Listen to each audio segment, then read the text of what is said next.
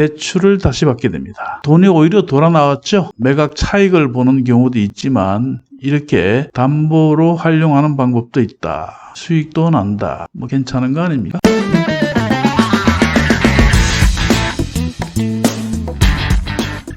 안녕하십니까.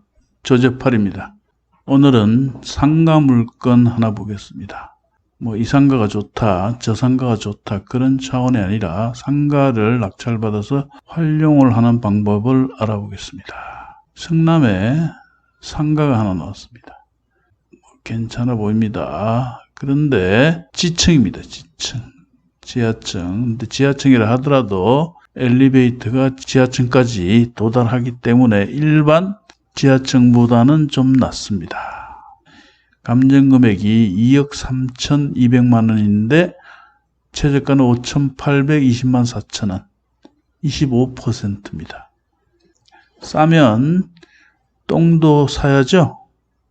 이날 평택에 입찰하려고 준비 중이었는데 눈이 무지하게 왔습니다. 눈이 무지하게 와서 방향을 성남법원으로 돌리게 됩니다.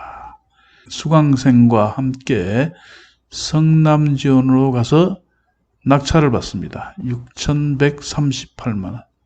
싸게 잘 샀죠. 낙찰을 받고 2등은 누가 2등을 했느냐 하면 이 상가 건물이 있습니다. 미로 하방이라고 있죠. 미로 하방에 여자 사장이 입찰에 참가했는데 떨어져 버렸습니다. 법정 마당에 나와보니 담배를 뻑뻑 피워대고 있습니다. 가슴이 찢어집니다. 그러니까 이 화방의 건너편 상가 건물인 겁니다. 즉 확장해서 사용하려고 그랬겠죠.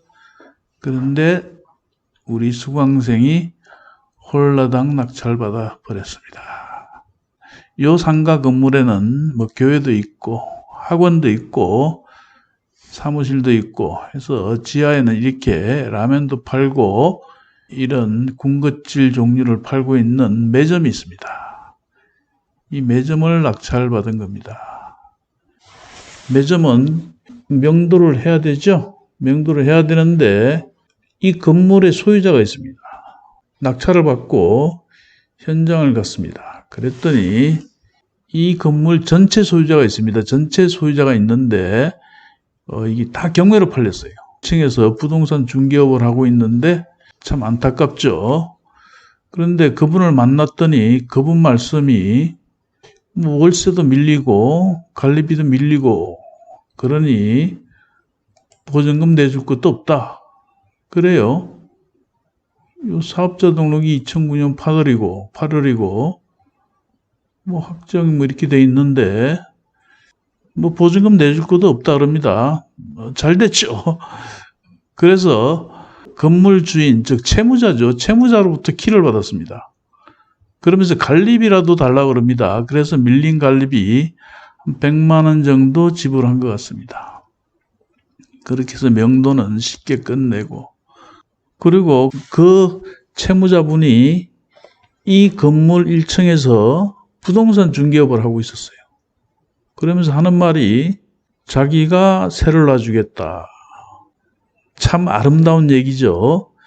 경매로 날아가서 속이 상할 텐데 세를 놔주겠다니 뭐 고맙다 그랬죠. 그리고 한 일주일쯤 지났을까 세입자가 들어왔어요. 그 세입자가 누구냐 하면 바로 이 물건의 건너편에 있는 화방 여주인입니다. 보증금은 1,000만 원으로 하고 매월 50만 원으로 계약을 합니다. 자, 그리고 잔금은 6,138만 원에 낙찰이 됐는데 그 당시 잔금은 낙찰 금액의 90% 대출이 됐습니다. 대략 5,400만 원 대출을 받은 것 같습니다. 여기까지 보면 낙찰자는 돈이 한 푼도 안 들어갔죠. 대출 5,400 받고 그러면 6,100만 원에서 5,400을 빼면 700여만 원 등기하고 1,000여만 원만 있으면 되죠. 그런데 세입자로부터 보증금을 1,000만 원 받았습니다. 그러니 돈이 한 푼도 안 들어갔죠. 그리고 대출 5,400만 원에 대한 이자는 그 당시 연 4% 정도 된 것 같아요. 5,400만 원에 4%면 연 216만 원이 되고 나누기 12를 하면 대략 월 18만 원의 이자가 나갑니다. 아까 월세를 50만 원에 놨다 그랬죠? 18만 원 이자를 주고 매월 32만 원씩의 수익이 나오게 됩니다. 자, 그렇게 처리를 하고 세월이 흐릅니다. 그리고 6개월, 1년이 지난 시점에 대출을 다시 받게 됩니다. 낙찰 물건은 대출을 받을 때 낙찰 금액을 기준으로 하죠. 낙찰 금액의 90%, 80%, 60% 이런 식으로 대출이 나가죠. 그러나 금융기관에서는 낙찰이 되고 1년이 경과되면 감정 금액을 기준으로 대출이 나갑니다. 확인해 보세요. 금융기관에서는 감정을 하고 감정 금액이 1억이 나오면 6천만 원 정도는 대출을 해줬습니다. 60%. 이 물건도 다시 감정을 하게 됩니다. 1년이 지난 시점에서 감정을 하게 됩니다.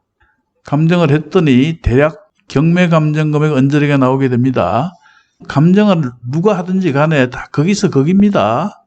감정하는 분이 감정평가자들이 자기가 무슨 새로운 그것을 하겠습니까?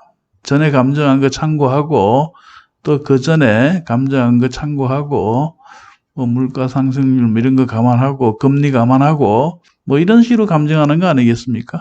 그래서 감정 금액은 경매 감정이나 은행 담보대출 받을 때 감정이나 거기서 거깁니다. 대출할 때 감정은 약간 보수적이죠. 그래서 큰 차이는 없습니다. 자, 그렇게 해서 대출을 일으켰는데 내 기억으로 아마 1억을 대출받은 것 같습니다. 2억 3천에 60% 하면 6, 38, 1억 3,800이죠. 그런데 그렇게까지는 받지 않고 약 1억 원을 대출받게 됩니다. 그러면 경락잔금 대출로 받았던 5,400만 원 상환하고 4,600만이 돌아 나오죠. 오히려 돈이 돌아 나오게 됩니다. 그리고 1억에 대한 이자는 지금 한 3% 되죠.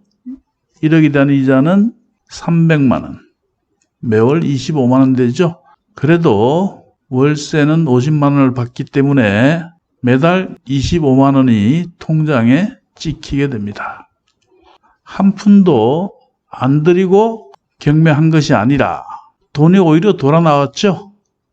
우리가 경매를 할 때는 매매를 통해서 매각 차익을 보는 경우도 있지만 이렇게 담보로 활용하는 방법도 있다. 그리고 수익도 난다. 그리고 매매로 팔게 되면 1억 이상은 받겠죠. 감정이 2억 3,200이니까 2억 3,200 다 받으면 좋겠지만 현실적으로 2억 3,200만 원 받는 것은 어려울 것 같고 단순히 1억만 받아도 괜찮은 거 아닙니까? 여하튼 이 물건은 저렴하게 낙찰받아서 대출을 활용하고 그리고 임대차 계약을 맺고 그 월세로 이자를 주면서 1년을 기다리다가 1년 후 다시 감정을 해서 감정 금액을 기준으로 대출을 받는다. 투자를 할 때 그런 유형의 물건들이 굉장히 많습니다. 감정 금액은 예를 들어서 감정 금액은 20억인데 최저가는 7억이다. 또는 감정 금액은 10억 원인데 최저가는 3억이다, 4억이다. 물론 하자가 있어서 그렇게 떨어졌겠죠. 그러나 그런 물건을 낙찰받아서 그 하자를 치유하면 꼭 매매가 아니더라도 1년이 경과 후 감정을 해서 대출로 활용하는 방법도 있다. 자, 오늘은 경매로 낙찰받아서 대출을 활용하는 방법을 알아봤습니다. 자, 오늘은 여기까지입니다.